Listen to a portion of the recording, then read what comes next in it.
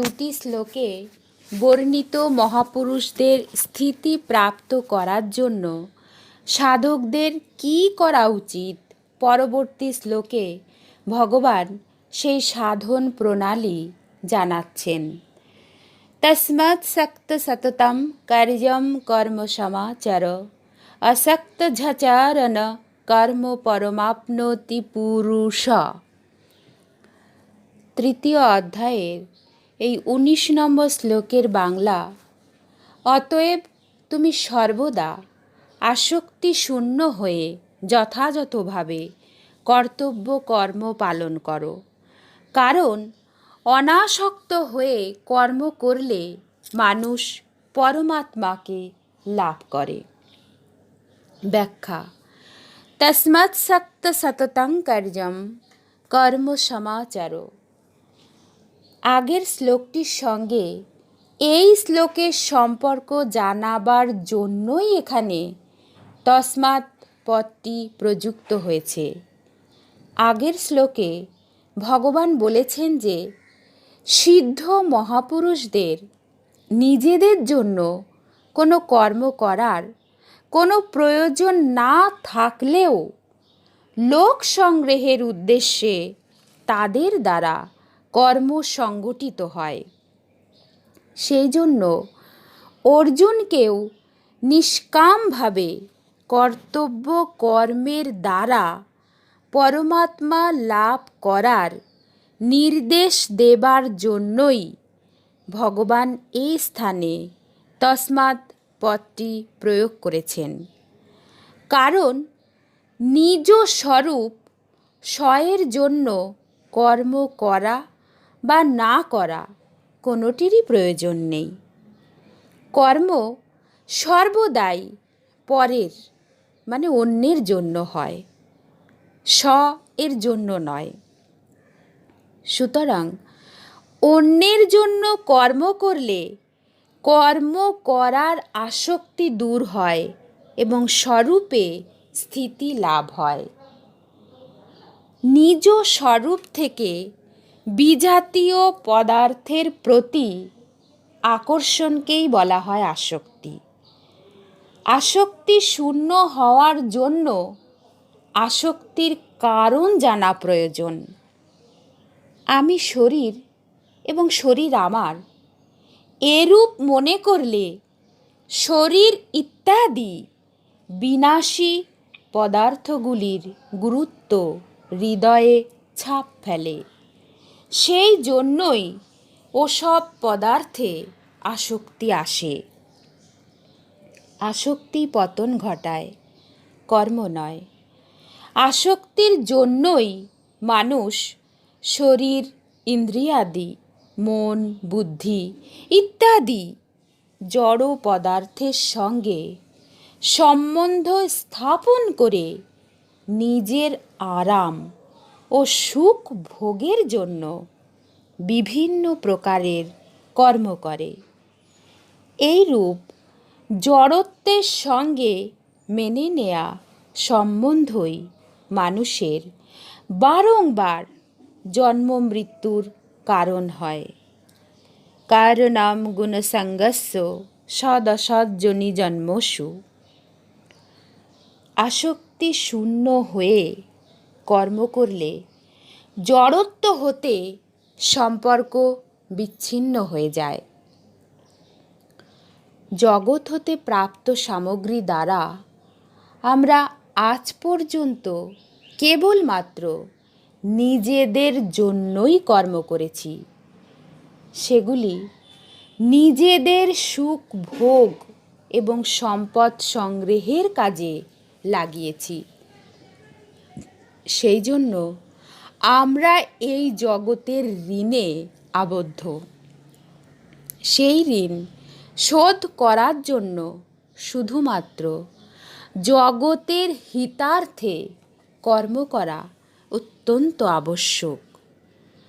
নিজের জন্য ফলের আকাঙ্ক্ষা নিয়ে কর্ম করায় পুরাতন ঋণ শোধ তো হয়ই না, উপরন্তু নতুন ঋণের উৎপত্তি হয়ে যায়।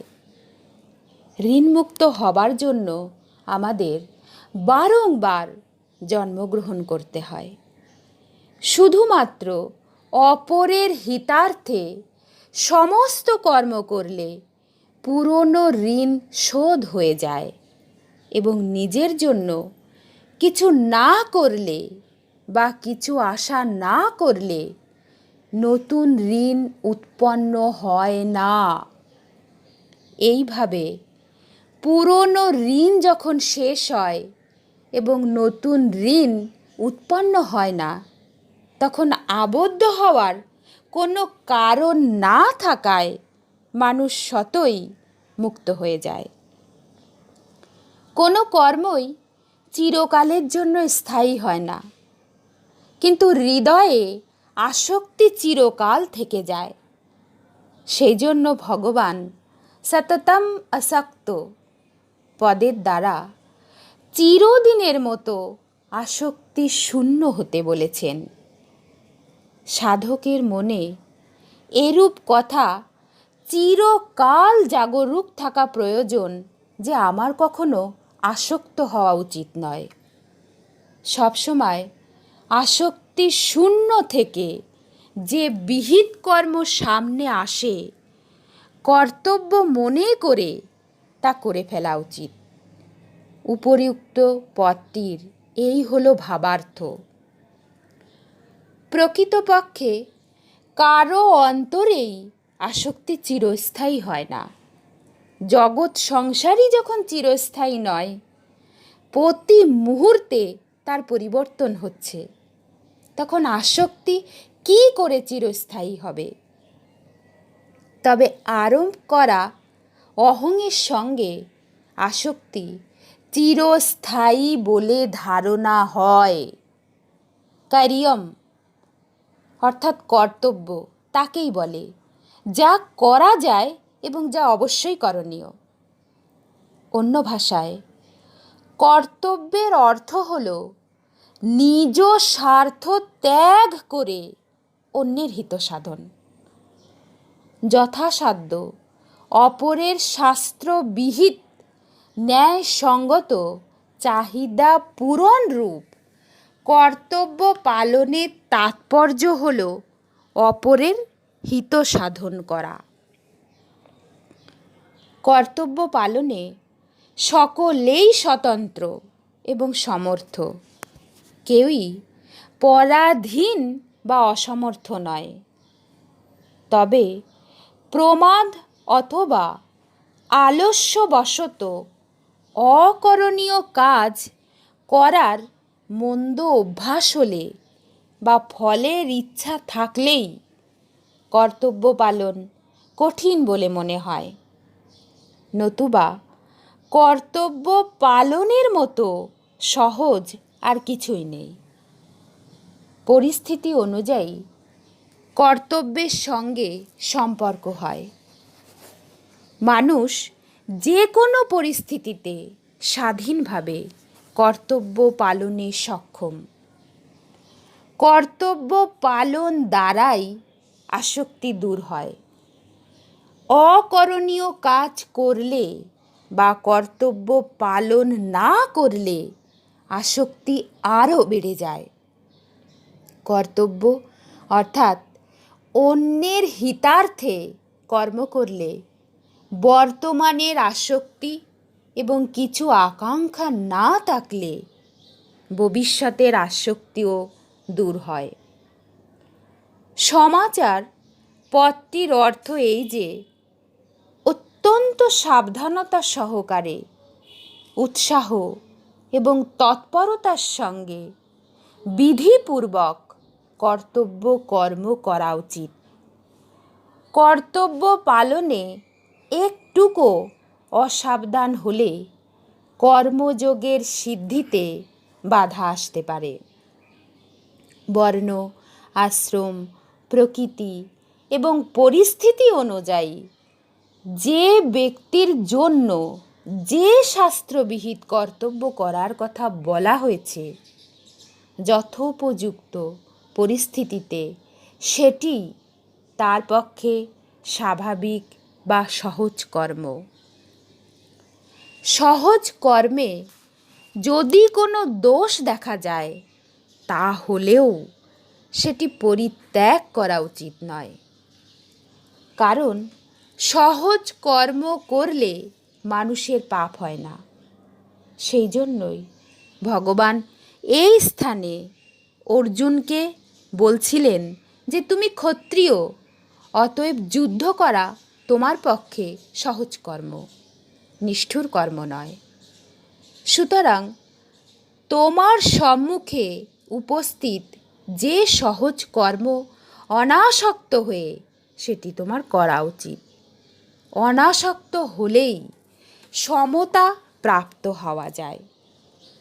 বিশেষ কথা, জীব যখন মনুষ্য জন্ম গ্রহণ করে তখন সে শরীর, অর্থ, জমি, বাড়ি ইত্যাদি সমস্ত সামগ্রী পেয়ে থাকে। কিন্তু যখন ইহলোক ত্যাগ করে তখন এই সবই পরিত্যক্ত হয়। এই সহজ কথায় এটি স্পষ্ট রূপে প্রমাণিত হয় যে শরীর ইত্যাদি সমস্ত সামগ্রী আমরা বাইরে থেকে প্রাপ্ত হই, কোনোটি আমাদের নিজস্ব নয়।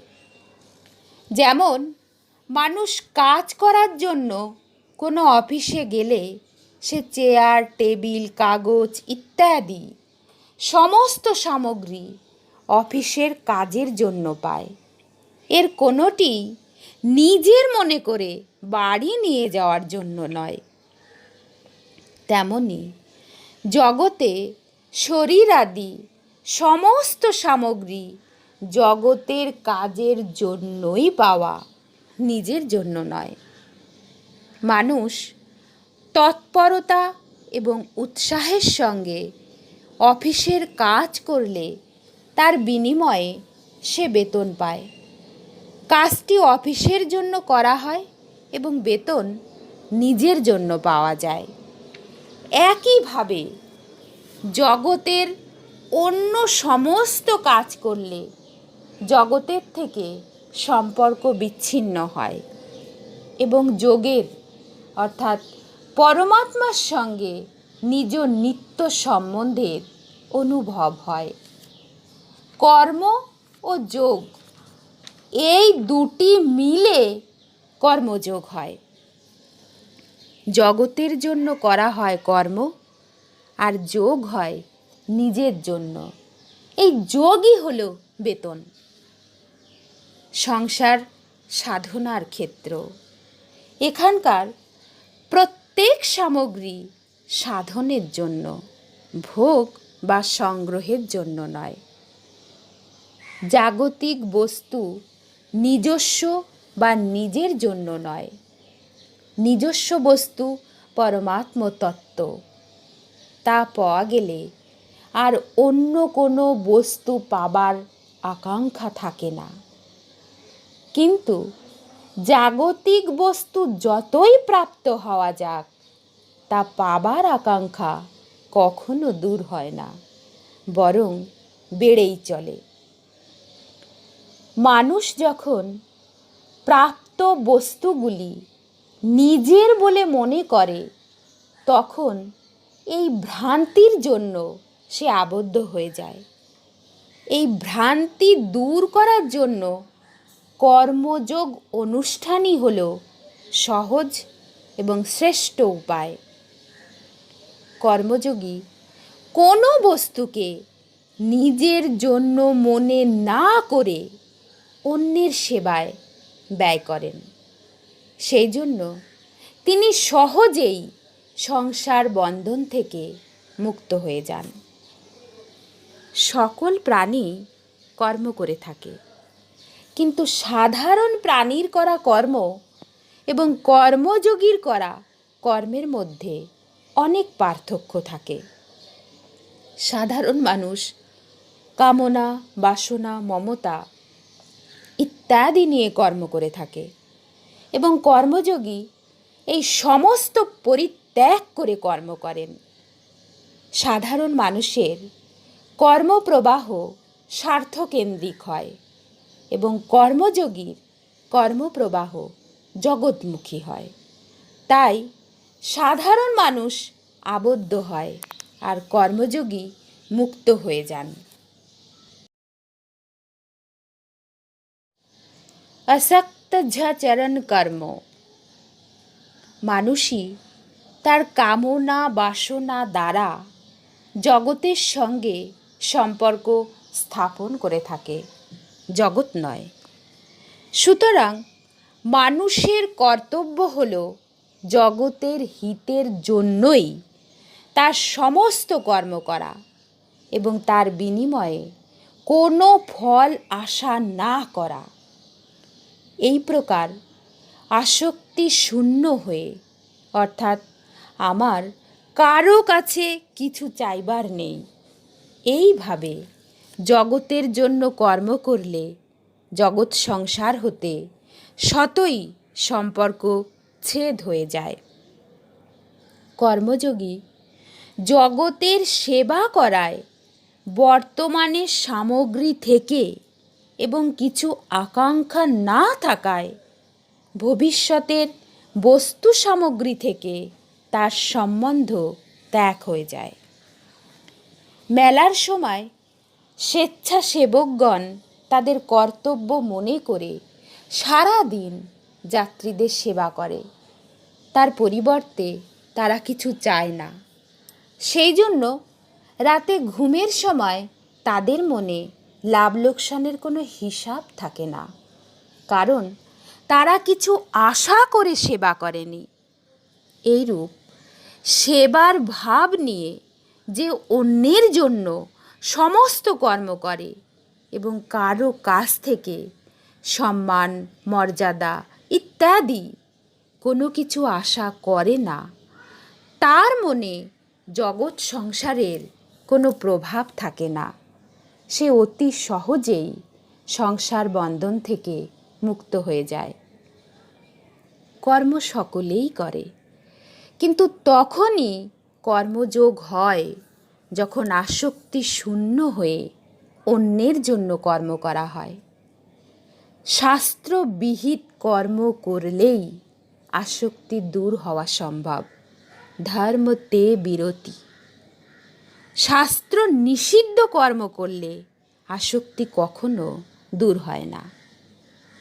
পরমাপ্নোতি পুরুষ 13 অধ্যায়ের 34তম শ্লোকে যেমন ভগবান পরম পদ দ্বারা সাংখ্যযোগীর পরমাত্মা প্রাপ্তির কথা বলেছিলেন, তেমনি এখানে পরম পদ দ্বারা কর্মযোগীর পরমাত্মা প্রাপ্তির কথা জানিয়েছেন। তাৎপর্য এই যে সাধক রুচি বিশ্বাস এবং যোগ্যতা অনুযায়ী যে কোনো পথের পথিক হন, তা সে কর্মযোগ জ্ঞানযোগ বা ভক্তিযোগ যাই হোক না কেন, তার প্রাপ্তিযোগ্য বস্তু সেই এক পরমাত্মাই থাকেন। প্রাপ্তিযোগ্য তত্ত্ব তাই হতে পারে যার প্রাপ্তিতে বিকল্প সন্দেহ এবং নিরাশা থাকে না এবং যা সদা বিরাজমান, সর্বত্র বিরাজমান, সর্বকালে বিরাজমান, সকলের জন্য বিরাজমান, সকলের নিজস্ব এবং যে তত্ত্ব থেকে কেউ কখনো কোনো অবস্থায় কোনোভাবেই পৃথক হতে পারে না, অর্থাৎ যিনি সর্বদা সকলের কাছে অভিন্ন রূপে স্বতঃপ্রাপ্ত হয়েই আছেন। প্রশ্ন: কর্ম করতে করতে কর্মযোগীর কর্তৃত্ব অভিমান কিভাবে মেটা সম্ভব? কর্তৃত্ব অভিমান দূর না হলে তো পরমাত্ম তত্ত্ব অনুভব হওয়া সম্ভব নয়। সমাধান: সাধারণ মানুষ সমস্ত কর্মই নিজের জন্য করে থাকে। নিজের জন্য কর্ম করলে তাতে কর্তৃত্বাভিমান থাকে। কর্মযোগী কোনো কর্ম নিজের জন্য করেন না। তিনি মনে করেন শরীর ইন্দ্রিয়াদি মন বুদ্ধি পদার্থ অর্থ ইত্যাদি যা কিছু বস্তু জগৎ থেকে পাওয়া গেছে তা সবই জগৎ সংসারেরই জন্য, নিজের জন্য নয়।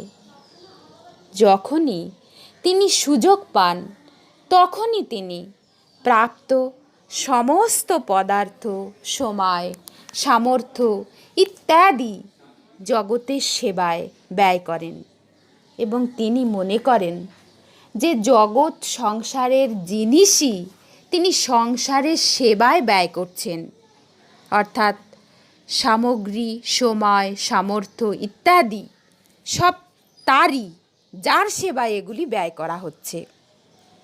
এরূপ মনে করায় তার আর কর্তৃত্বাভিমান থাকে না। কর্তৃত্বের কারণ হল ভোক্তৃত্ব। কর্মযোগী ভোগের আশা রেখে কর্ম করেন না। ভোগের আশা যারা রাখে তারা কর্মযোগী হয় না।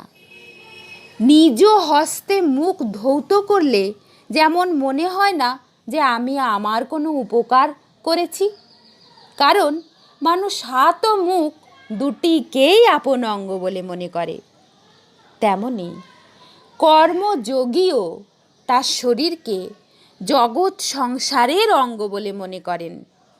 সুতরাং অঙ্গ যদি অঙ্গেরই সেবা করে তবে তাতে কর্তৃত্ব অভিমান কিসের? এই হলো নিয়ম যে মানুষ যে উদ্দেশ্য নিয়ে কর্মে প্রবৃত্ত হয়, কর্ম সমাপ্ত হলে তা সেই লক্ষ্যেই লীন হয়ে যায়। যেমন কোনো ব্যবসায়ী অর্থের উদ্দেশ্য নিয়ে যদি ব্যবসায় করে তাহলে দোকান বন্ধ করার সঙ্গে সঙ্গে তার লক্ষ্য শতই অর্থের দিকে যায় এবং সে হিসাব দেখতে বসে। যেসব গ্রাহক তার কাছে এসেছিল তারা কোন জাতি ইত্যাদির দিকে তার কোনো লক্ষ্য থাকে না, কারণ গ্রাহকদের জাতি বিচার তার কোনো প্রয়োজন নেই। জগতের উদ্দেশ্য নিয়ে মানুষ যতই কর্মে তন্ময় হোক না কেন, তার জগৎ সংসারের সঙ্গে কখনো ঐক্য হতে পারে না, কারণ প্রকৃতপক্ষে জগতের সঙ্গে তার ঐক্য নেই। জগৎ সংসার সর্বদা পরিবর্তনশীল জড় পদার্থ, কিন্তু স্বয়ং চিরস্থায়ী এবং চেতনা সম্পন্ন। যারা পরমাত্মাকে উদ্দেশ্য করে কর্ম করেন তাদের পরমাত্মার সঙ্গে মিলন ঘটে, সাধক তা অনুভব করুন বা নাই করুন, কারণ স্বয়ংের পরমাত্মার সঙ্গে স্বতঃসিদ্ধ ঐক্য থাকে। এইভাবে কর্তা যখন কর্তব্য হয়ে যায়, নিজ উদ্দেশ্যের সঙ্গে এক হয়ে যায়, তখন আর কর্তৃত্ব অভিমানের প্রশ্ন থাকে না। কর্মযোগী যে উদ্দেশ্যে পরমাত্ম তত্ত্ব প্রাপ্তির জন্য সকল কর্ম করেন তাতে কর্তৃত্ব অভিমান অথবা কর্তাভাব থাকে না। সুতরাং প্রত্যেক ক্রিয়ার প্রারম্ভে এবং শেষে ওই উদ্দেশ্যের সঙ্গে ঐক্য অনুভূত হওয়ায় কর্মযোগীর কর্তৃত্বাভিমান থাকতে পারে না। প্রাণী মাত্রেরই কৃত প্রত্যেক কর্মেরই আরম্ভ এবং শেষ থাকে। কোনো কর্মই সবসময় ধরে হয় না। সুতরাং কারো কর্তৃত্বই চিরকাল থাকে না। কর্ম শেষ হওয়ার সঙ্গে সঙ্গেই কর্তৃত্বও শেষ হয়ে যায়। কিন্তু মানুষ এই ভুল করে যে সে যখন কোনো কর্ম করে নিজেকে সে সেই কর্মের কর্তা বলে মনে তো করেই, যখন সে আর ওই কর্মটি করে না তখনও সে নিজেকে আগের মতো কর্তা বলেই ভাবতে থাকে। এইভাবে সর্বদা নিজেকে কর্তা বলে মনে করতে থাকায় তার কর্তৃত্ব অভিমান দূর হয় না, বরং দৃঢ় হতে থাকে। যেমন কোনো ব্যক্তি কোনো বিষয় ব্যাখ্যা করার সময় হয় বক্তা মানে ব্যাখ্যাকর্তা, কিন্তু অন্য সময়েও সে যদি নিজেকে বক্তা বলে মনে করে তাহলে তার কর্তৃত্ব অভিমান দূর হয় না। নিজেকে সর্বক্ষণ ব্যাখ্যাকর্তা বলে মনে করলেই মনে এই ভাবটি আসে যে শ্রোতারা যেন আমার সেবা করে, আমাকে সম্মান করে, আমার প্রয়োজনগুলি মেটায় এবং এই সাধারণ ব্যক্তিদের সঙ্গে কী করে আমি একত্রে অবস্থান করব, এই সাধারণ কাজ আমি কী করে করব ইত্যাদি। এইরূপ ভাবনার দ্বারা তার ব্যাখ্যাকর্তার রূপ কর্মের সঙ্গে সর্বদা সম্পর্ক বজায় থাকে। এর কারণ হলো ব্যাখ্যাকর্তার রূপে তার ধন, মান, মর্যাদা, ভোগ, আরাম ইত্যাদি কোনো কিছু পাওয়ার আকাঙ্ক্ষা থাকা। নিজের জন্য যদি কিছু পাওয়ার চিন্তা না থাকে তাহলে কর্ম করা পর্যন্তই কর্তৃত্বভাব সীমিত থাকে এবং কর্ম সমাপ্ত হলেই সেটি তার উদ্দেশ্যে লীন হয়ে যায়। যেমন খাদ্য গ্রহণ করার সময়েই মানুষ নিজেকে ভোক্তা অর্থাৎ ভোজনকারী ব্যক্তি বলে মনে করে, ভোজন করার পর আর করে না। তেমনি কর্মযোগীও ক্রিয়া করার সময়েই কেবল নিজেকে কর্তা বলে মনে করে, অন্য সময়ে করে না। যেমন কোনো কর্মযোগী যদি ব্যাখ্যাকর্তা হন এবং সাধারণ ব্যক্তিদের মধ্যে তার সুখ্যাতিও থাকে, তথাপি কখনো কোথাও ব্যাখ্যা শোনার অবকাশ যদি ঘটে তাহলে তিনি সাধারণ লোকের সঙ্গে বসেও অত্যন্ত সহজভাবে ব্যাখ্যা শুনতে পারেন। সেই সময়ে তার কোনো সম্মানের বা উচ্চ আসনেরও প্রয়োজন নেই। তখন তিনি নিজেকে একজন সাধারণ শ্রোতা হিসাবেই দেখেন, ব্যাখ্যাকর্তা হিসাবে নয়। কখনো ব্যাখ্যা করার কাজ শেষে তার কোনো ঘর পরিষ্কার করার দরকার হলে সেই কাজও তিনি অতি তৎপরতার সঙ্গে করে থাকেন। যেমন তৎপরতায় তিনি ব্যাখ্যা করে থাকেন, তার মনে কখনো এই চিন্তা আসে না যে এত বড় ব্যাখ্যাকর্তা হয়ে আমি এই অতি তুচ্ছ ঘর পরিষ্কার করার কাজ কি করে করব, লোকেই বা কী বলবে, আমার সম্মান তো মাটিতে মিশে যাবে ইত্যাদি। তিনি ব্যাখ্যা করার সময় নিজেকে ব্যাখ্যাকর্তা, ব্যাখ্যা শোনার সময় শ্রোতা এবং ঘর পরিষ্কার করার সময় সাফাইকারী বলে মনে করেন। সুতরাং তার কর্তৃত্ব অভিমান সর্বক্ষণ থাকে না। যে বস্তু সর্বক্ষণ থাকে না, অবিরাম বদলায়, তা প্রকৃতপক্ষে অস্তিত্ববান হয় না এবং তার সম্পর্কও চিরকাল থাকে না। এটি হলো সিদ্ধান্ত। এই সিদ্ধান্তের দিকে দৃষ্টি গেলেই সাধকের প্রকৃত বিষয়ের অনুভব হয়ে যায়। কর্মযোগী সমস্ত ক্রিয়া সেইভাবে করে থাকেন যেভাবে বিভিন্ন সাজে পাত্রপাত্রীরা নাটকে অভিনয় করে। যেমন নাটকে হরিশ্চন্দ্রের চরিত্রে অভিনয় করার সময়েই অভিনেতা হরিশ্চন্দ্রের মতো সাজে এবং নাটক শেষ হওয়ার সঙ্গে সঙ্গেই তার ওই ভূমিকা শেষ হয়। তেমনি কর্মযোগীর কর্তৃত্বপনাও নাটকের চরিত্র অভিনয়ের মতো নির্দিষ্ট ক্রিয়াটুকুর জন্যই সীমিত থাকে।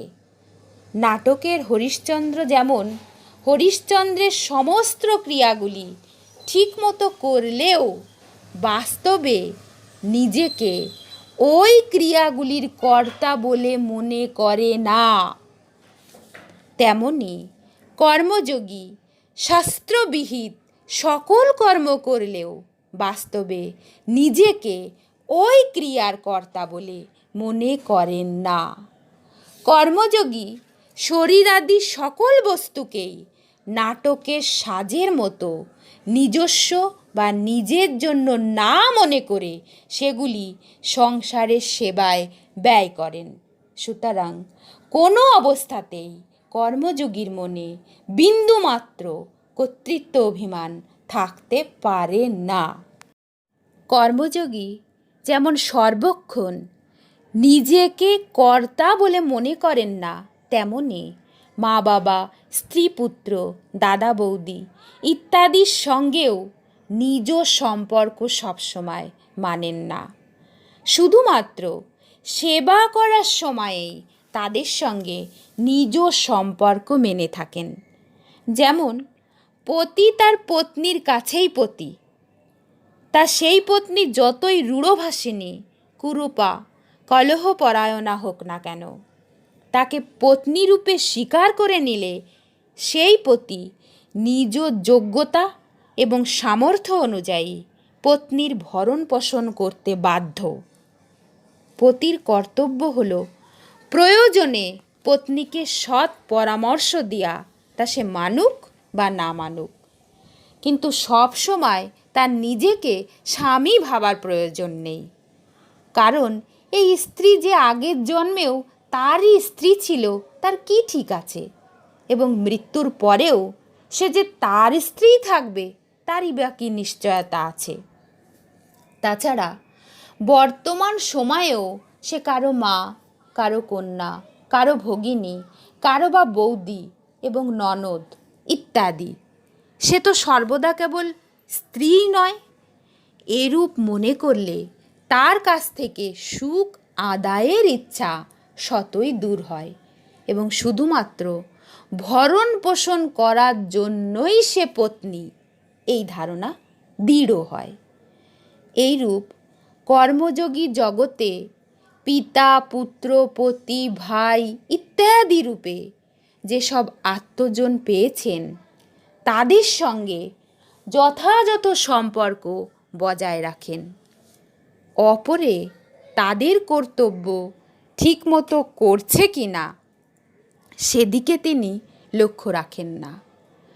নিজের মধ্যে কর্তৃত্বাভিমান হলেই অপরের কর্তব্যের দিকে লক্ষ্য যায় এবং অন্যের কর্তব্যে দৃষ্টি দিলেই মানুষ নিজের কর্তব্যচ্যুত হয়। কারণ অন্যের কর্তব্য দেখা নিজের কর্তব্য নয়। কর্মযোগী যেমন জগতের প্রাণীদের সঙ্গে নিজ সম্বন্ধ সব সময় মনে রাখেন না, তেমনি বর্ণ, আশ্রম, জাতি, সম্প্রদায়, ঘটনা, পরিস্থিতি ইত্যাদির সঙ্গে সম্বন্ধও সবসময় মনে রাখেন না। যে বস্তু সর্বক্ষণ থাকে না তার অভাব হওয়া স্বাভাবিক। তাই কর্মযোগীর কর্তৃত্ব অভিমান স্বাভাবিকভাবে দূর হয়। মর্মকথা, যার কর্তৃত্ব নেই, অর্থাৎ যিনি সমস্ত কর্তৃত্বের অধিক, সেই পরমাত্মার সঙ্গে প্রাণী মাত্রেরই ঐক্য স্বতঃসিদ্ধ। সাধকদের এই ভুলটি হয় যে তারা এই বাস্তবিকতার দিকে লক্ষ্য রাখেন না। যেমন দোলনা যত জোরেই চালানো হোক না কেন, প্রত্যেকবারই এটি সমতায় আসে, অর্থাৎ যে স্থান হতে দোলনার রুজ্জুটি বাঁধা হয়েছে, আগে পিছে দোলার সময় এটি প্রত্যেকবার সেই স্থানে আসে। তেমনি প্রত্যেকটি ক্রিয়ার পর অক্রিয় অবস্থা আসেই, অন্য ভাষায় প্রথম ক্রিয়াটির শেষে এবং দ্বিতীয় ক্রিয়াটির আরম্ভের মধ্য সময়ে এবং প্রত্যেক সংকল্প বা বিকল্পের মধ্যেও সমতা থাকেই। অপরপক্ষে বাস্তবিকভাবে দেখতে গেলে বোঝা যায় যে দোলনা চলার সময় সেটি সব সময় সমতাতেই থাকে, অর্থাৎ এটি সামনে পিছনে যাতায়াত করলেও সর্বক্ষণ বরাবরই থাকে। এইরূপ জীবও প্রত্যেক ক্রিয়াতেই সমতায় স্থিত থাকে। তার ঐক্য সব সময় থাকে পরমাত্মার সঙ্গে। ক্রিয়াকালে তাকে সমতায় স্থিত না দেখালেও প্রকৃতপক্ষে সমতা থাকেই। কেউ যদি সেটিকে অনুভব করতে চায় তবে ক্রিয়া সমাপ্ত হলেই অনুভূত হয়। যদি সাধক সব সময় এই ব্যাপারে সচেতন থাকেন তাহলে তার এই সর্বক্ষণ স্থিত সমতা বা পরমাত্মার সঙ্গে নিজ ঐক্য অনুভূত হয়, যেখানে কর্তৃত্ব থাকে না। এই মেনে নেয়া কর্তৃত্বা অভিমান দূর করার জন্য প্রতীতি এবং প্রাপ্তির পার্থক্য বুঝে নেওয়া প্রয়োজন। যেটি দেখা যায় অথচ পাওয়া যায় না তাকে বলা হয় প্রতীতি, এবং যেটি পাওয়া যায় অথচ দেখা যায় না তাকে বলা হয় প্রাপ্ত। দেখা এবং শোনার মধ্যে বর্তমান প্রতিক্ষণ পরিবর্তনশীল জগৎ হচ্ছে প্রতীতি, এবং সর্বত্র নিত্য পরিব্যাপ্ত পরমাত্ম তত্ত্ব হল প্রাপ্ত। পরমাত্ম তত্ত্ব ব্রহ্ম থেকে পিপীলিকা পর্যন্ত সকলেই সমভাবে শতপ্রাপ্ত। ইদং বোধে দেখা প্রতীতির প্রতিক্ষণ নাশ হচ্ছে। দৃশ্য মাত্রই প্রতিক্ষণ অদৃশ্য অর্থাৎ পরিবর্তিত হয়ে যায়। যার দ্বারা প্রতীত হয় সেই ইন্দ্রিয়গুলি মন, বুদ্ধি ইত্যাদিও প্রতীতি মাত্র। নিত্য নিশ্চল রূপ যে স্বয়ং স্বরূপ তার কোনো প্রতীতি হয় না। সদা সর্বত্র স্থিত পরমাত্ম তত্ত্ব তো স্বয়ং এর নিত্যপ্রাপ্ত। সেই জন্য প্রতীতি হচ্ছে অভাব রূপ এবং প্রাপ্ত হলো ভাবরূপ। না সতে বিদ্যতে ভাব, না ভাব বিদ্যতে সতঃ। সকল পদার্থ এবং ক্রিয়াই হলো প্রতীতি। ক্রিয়া মাত্রেই নিষ্ক্রিয়াতে লীন হয়। সমস্ত ক্রিয়ার আদি এবং অন্তে সহজ নিষ্ক্রিয় তত্ত্ব বিদ্যমান থাকে। সিদ্ধান্ত হচ্ছে এই যে যা আদি এবং অন্তে থাকে তা মধ্যেও থাকে। সুতরাং ক্রিয়াকালেও অখণ্ড এবং সহজ নিষ্ক্রিয় তত্ত্ব যেমন ছিল তেমনই থাকে। এই সহজ নিষ্ক্রিয় তত্ত্ব নিষ্ক্রিয় এবং সক্রিয় উভয় অবস্থাকেই প্রকাশিত করে, অর্থাৎ এটি প্রবৃত্তি বা নিবৃত্তি দুইয়েরই অতীত। প্রতীতির দেশ, কাল, বস্তু, ব্যক্তি, ক্রিয়া ইত্যাদির দ্বারা মেনে নেওয়া সম্বন্ধ অর্থাৎ আসক্তির জন্যই নিত্যপ্রাপ্ত পরমাত্ম তত্ত্বের অনুভব হয় না। আসক্তি দূর হলেই নিত্যপ্রাপ্ত পরমাত্ম তত্ত্বের অনুভব হয়।